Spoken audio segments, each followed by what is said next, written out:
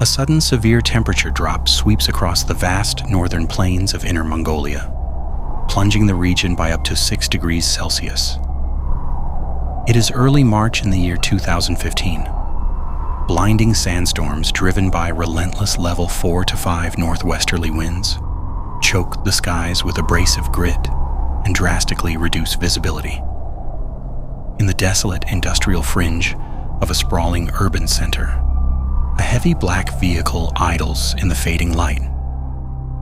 Inside sits a man who has spent a lifetime constructing an invisible, impenetrable empire. He holds a firearm, waiting in the shadows of a transitional zone. Within hours, a chaotic pursuit unfolds through the freezing streets, ending in an act of terminal spatial violence against a 26-year-old woman. The perpetrator does not use a proxy.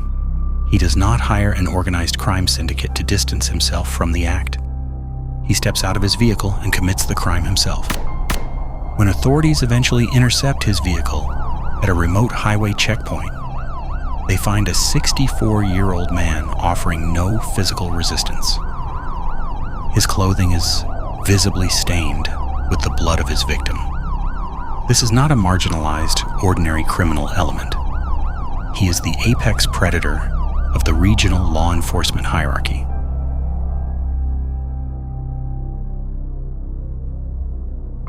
For decades, the public recognizes Zhao Liping as the archetype of the sophisticated, highly educated official. Born in August 1951 in Hebei province, he actively cultivates the persona of a refined intellectual. Operating under the philosophical pen name Gao Mu Shensheng, which translates humbly to Mr. Deadwood, he is admitted into the prestigious Chinese Writers Association in 1998. Zhao is a prolific author of poetry collections, penning titles like Desert Smoke and Sunset Over the Long River. He also authors complex detective novels, including The Mystery of the Royal Tomb, which earns a National Award nomination. He frequently lectures audiences on the current status and development pathways of Chinese detective fiction. To the citizens and his thousands of subordinates, the former chief is the esteemed scholar cop, a decorated guardian of the state. When initial news of a violent altercation begins to leak to the press, public speculation naturally frames the incident as a sudden, uncontrollable impulse. Media rumors suggest a crime of passion, an immediate and unforeseeable fracture in an otherwise strictly disciplined mind. The image of the distinguished former police chief frantically fleeing a physical crime scene in a black Audi seems entirely incomprehensible. It suggests a spontaneous deterioration of his faculties. However, internal police reviews rapidly and publicly rebuke this narrative.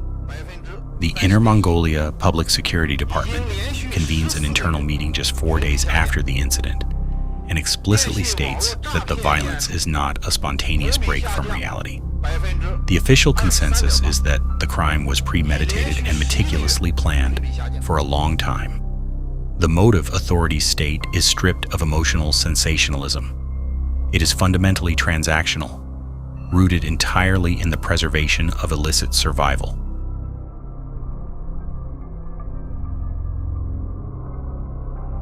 To comprehend the mechanics of this institutional failure, one observes the socio-political atmosphere of the Inner Mongolian Autonomous Region during this volatile period. The environment is characterized by extreme ecological harshness and an equally unforgiving political climate. Historically, the region operates as a massive frontier of resource extraction. The aggressive mining of coal, rare earth minerals, and unbridled real estate development generates almost incomprehensible wealth. This rapid economic boom fosters a localized shadow economy defined by deep-rooted patronage networks and the unchecked consolidation of power among a select few. High-ranking officials in this specific ecosystem frequently function akin to modern regional warlords. They wield almost absolute unilateral authority over municipal development, resource allocation, and crucial law enforcement operations. Under certain leadership, the public security apparatus mutates into a private mechanism for enforcing personal will, shielding illicit enterprise and suppressing any dissent. Sitting atop this specific ecosystem for decades is Zhao Liping.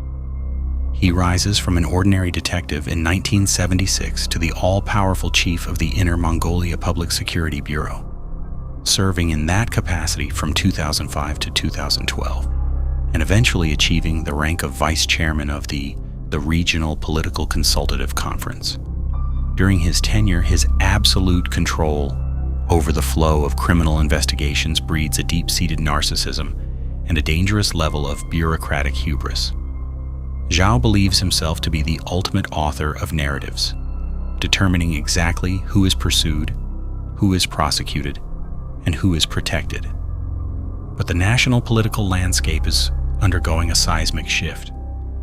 A sweeping anti-corruption campaign initiated in late 2012 by the central government begins aggressively piercing this northern frontier, systematically dismantling entrenched networks of graft.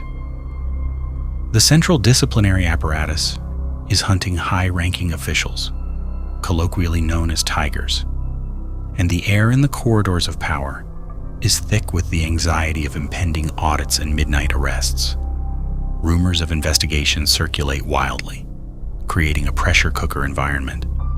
For a man like him, the era of total impunity is rapidly evaporating, and the walls are closing in.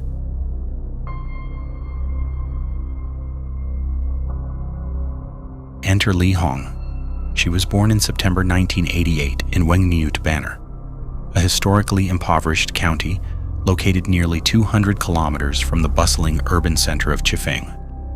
She represents a demographic frequently caught in the dangerous gravitational pull of corrupt power structures. With her formal education severely limited to the primary school level, she joins the massive wave of migrant labor moving toward urban centers for economic survival. However, 3 years prior to the events in question, Li Hong's economic trajectory shifts notably upon returning to Chifeng.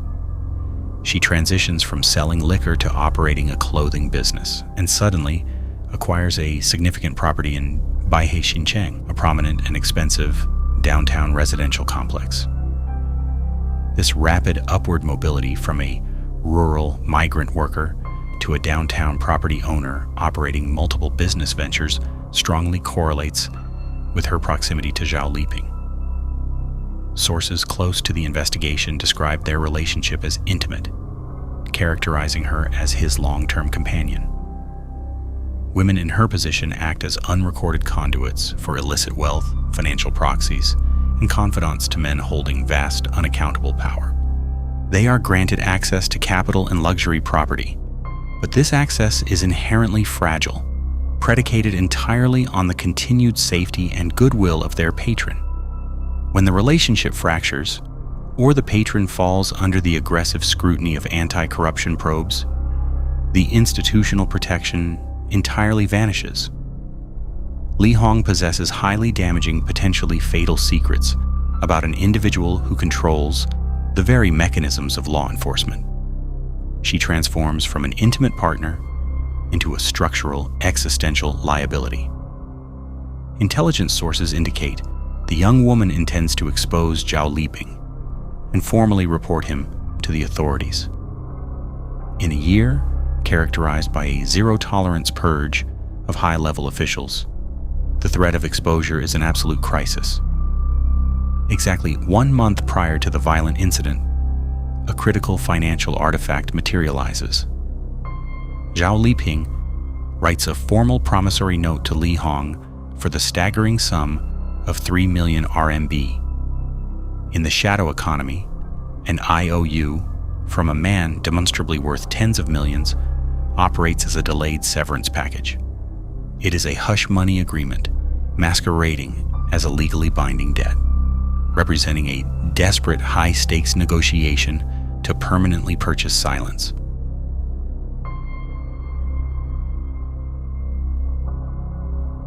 The fact that the ultimate violence occurs exactly a month after this document is drafted suggests a catastrophic terminal breakdown in this negotiation. When financial leverage fails and the threat of exposure remains active, the former chief defaults to terminal violence. a meticulous, deeply unsettling 72-hour timeline begins to unfold. On the evening of March 19, 2015, they spend the night at the luxury 5-star Gangwon Shiji Hotel in Chifeng. The hotel is located merely a 5-minute drive from the site of the impending violence. Notably, only Li Hong's identity is registered in the electronic guest system. This digital footprint is a classic, ingrained counter-surveillance measure employed by corrupt officials to maintain institutional invisibility. The official exists as a ghost within the system he controls, while the civilian leaves a permanent, trackable record. This hotel serves as the quiet staging ground, the location of their final summit before the kinetic violence erupts.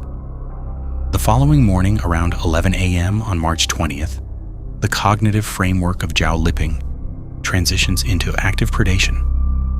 His black Audi bearing a Mongolian K license plate drives into Xinjing village, near Danyuquan Mountain.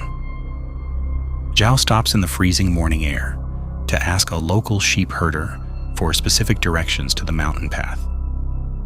Unbeknownst to the driver, his vehicle and face are captured by the herder's private outdoor surveillance camera. This geographical selection suggests he is utilizing his decades of police experience to scout a geographically isolated drop site, firmly believing he is orchestrating a perfect, untraceable disappearance.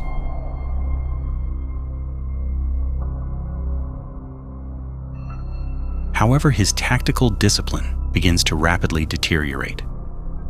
In the early evening of March 20th, the initial ambush occurs on Chao Bay Street, along Provincial Highway 205. Positioned in a desolate urban-rural fringe, the location is topographically ideal. To the west lies dense woodland. To the east, a monotonous stretch of automotive repair shops and dealerships. At dusk, pedestrian and vehicular traffic in this transitional zone is practically non-existent. Zhao Liping intercepts Li and fires 2 shots. The shots fail to inflict a fatal wound. This failure fundamentally transforms what was intended to be a silent assassination into a kinetic, highly visible pursuit. The cold winds and the isolation of the highway fail to mask the violence.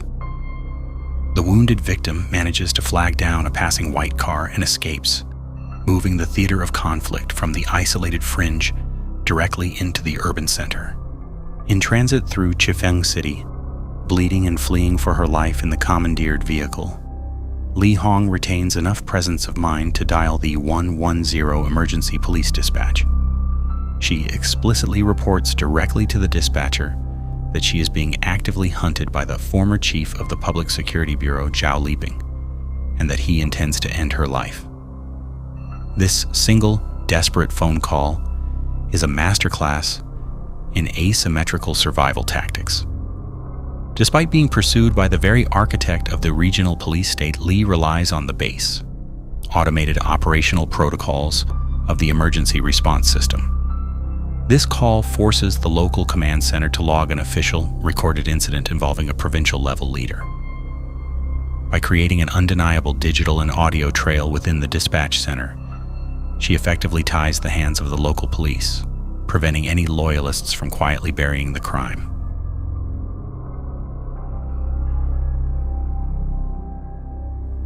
At approximately 21:30, the commandeered white car stops at the Baihei Xincheng residential complex, specifically the west side of Building 17. Unlike the desolate highway, this is a densely populated modern residential zone. Zhao Liping arrives in aggressive pursuit in his black Audi. The spatial forensics here are entirely defined by extreme panic and a total loss of control.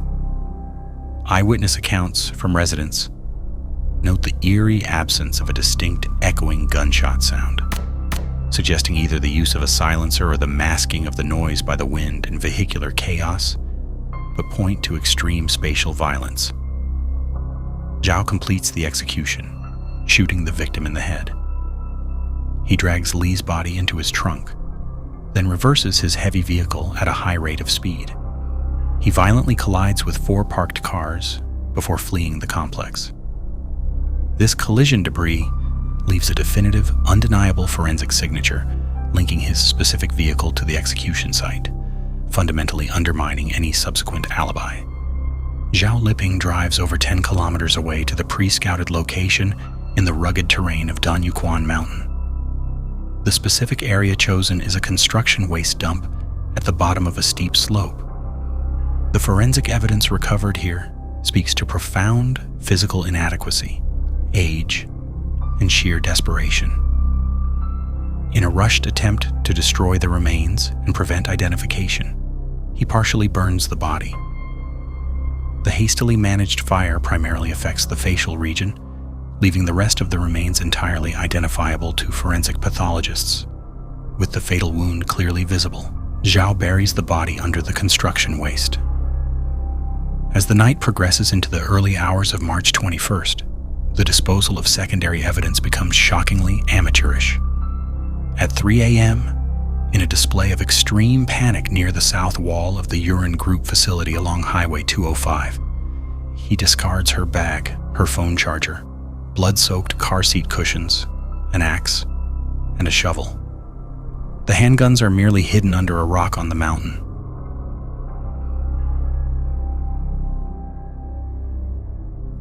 The black Audi is captured once again by the sheep herder's CCTV camera, leaving the mountain and heading back toward the provincial highway. The premeditated scouting of the burial site is spectacularly undone by grassroots rural surveillance.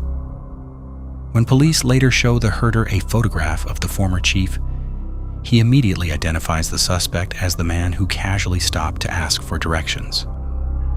Simultaneously, the Chifeng police, acting immediately on the 110 report, access the city's integrated traffic surveillance grid, commonly referred to as the Skynet system. They seamlessly track the movements of his specific license plate along Provincial Highway 205. This allows them to mathematically calculate his trajectory and set up a hard interception point at the Hexaton Banner checkpoint. By early morning, his vehicle is intercepted. He is arrested without resistance. His clothes are visibly stained with blood. Upon his arrest, Zhao Liping is covered in blood but arrogantly refuses to confess to the crime. In response to his silence from 12 p.m. to 7 p.m. on March 21st, the Chifeng police mobilize a massive, overwhelming force of over 500 officers to conduct a systematic grid search along the entirety of Highway 205 and the surrounding terrain. The recovery of the discarded shovel near the facility wall becomes the forensic linchpin of the case. Forensic technicians analyze the specific composition of the sand and gravel adhering to the shovel's blade. By cross-referencing this soil profile with local geological maps, they are able to direct the 500-officer search team straight past the decoy areas. The geological footprint leads them directly to the specific slope on Danyuquan Mountain. By 1900, the partially burned remains of Li Hong are discovered. The hunter is caught in his own trap, undone by a brave dispatcher, a network of traffic cameras, a rural sheep herder, and the very forensic science protocols he had once championed.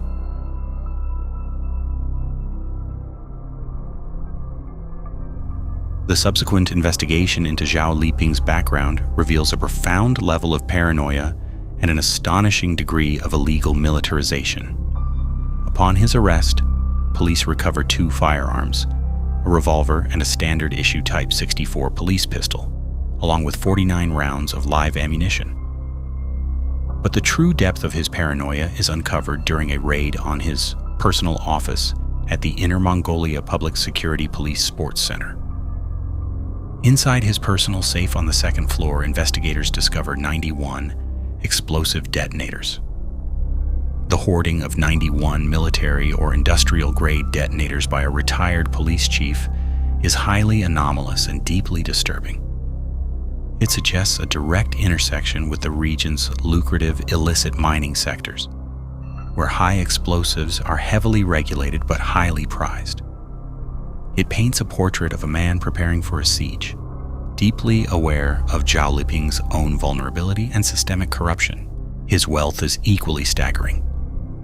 Investigators find him linked to a 500 square meter, 3-story luxury villa located in the western suburbs of Hohhot, ironically adjacent to the public security anti-terrorism training base. When journalists visit, they note withered gourd vines on the fence, a symbol of Zhao's decayed empire. His corruption is vast, later quantified in court at exactly 23.68 million RMB in bribes accepted between 2008 and 2010 for facilitating promotions, corporate equity acquisitions, and engineering contracts. The corruption is deeply systemic.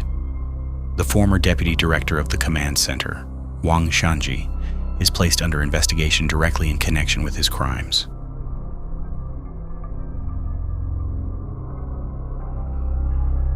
Given the extreme political sensitivity of prosecuting a former provincial public security chief, the legal proceedings are handled with surgical precision.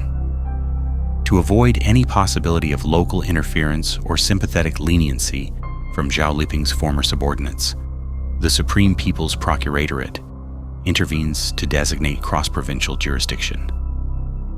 The entire case is meticulously transferred out of Inner Mongolia and handed to the Taiyuan city authorities in Shanxi province for prosecution. The trial systematically dismantles his legacy, securing convictions across 4 distinct, devastating pillars of criminality.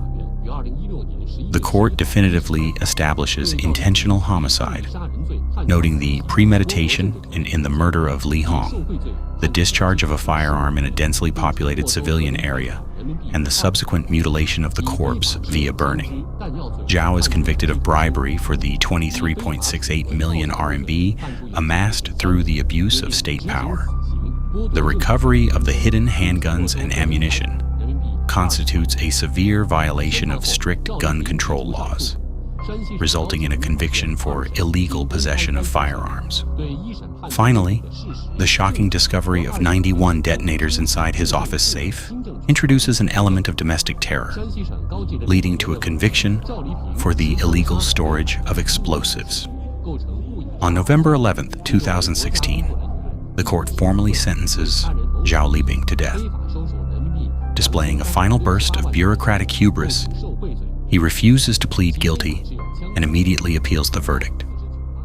On February 28, 2017, the High Court publicly rejects his appeal in its entirety, upholding the sentence and stating that the original facts are clear and the evidence is robust. The Supreme Court in Beijing swiftly reviews and approves the execution order, citing the sheer severity of his compounded crimes and his refusal to show remorse. On the morning of May 26, 2017, following a brief meeting with his family, he is executed, bringing a definitive end to his reign.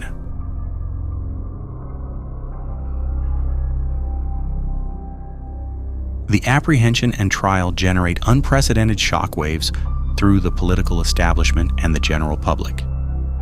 In the lexicon of the ongoing national anti-corruption campaign, the media widely reports that Zhao Liping is exactly the 100th tiger to be taken down. However, his status transcends mere financial corruption. The public quickly realizes the chilling historical anomaly of the case.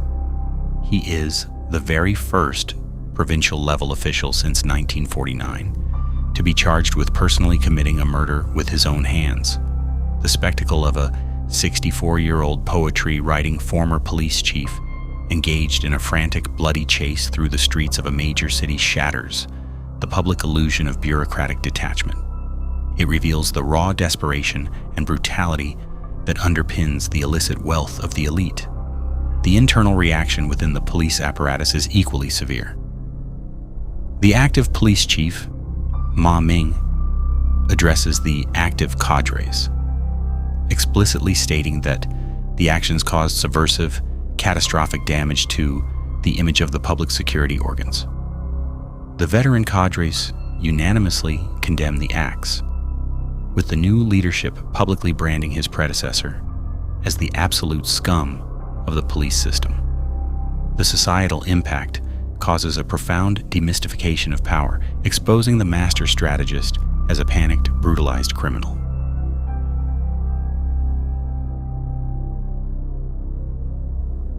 The aftermath of the pursuit continues to resonate as a dark, cautionary paradigm within governance. The case exposes critical, systemic vulnerabilities in the management of retired senior officials, highlighting how historical authority can be aggressively weaponized long after formal institutional power is relinquished. The fact that a retired official easily maintained access to illicit firearms, hoarded industrial explosives in state-owned facilities, and wielded enough residual terror to necessitate a cross-provincial trial indicates a deep institutional rot. The tragic trajectory of Li Hong serves as a grim, enduring testament to the fatal reality of the shadow economy. The 3 million RMB debt agreement remains a haunting symbol of the ultimate trap, a promise of immense wealth and security that rapidly mutates into a fatal warrant when the asymmetry of power collapses under national scrutiny. Ultimately, the dossier of Zhao Liping is a definitive narrative of technological and procedural irony. An apex predator of the modern security state is brought down not by rival political factions, elite hitmen, or sophisticated espionage. He is undone by the desperate emergency call of a terrified young woman, the sandy residue left on a discarded shovel, and the silent, unblinking vigilance of a rural shepherd's camera on a cold, desolate mountain.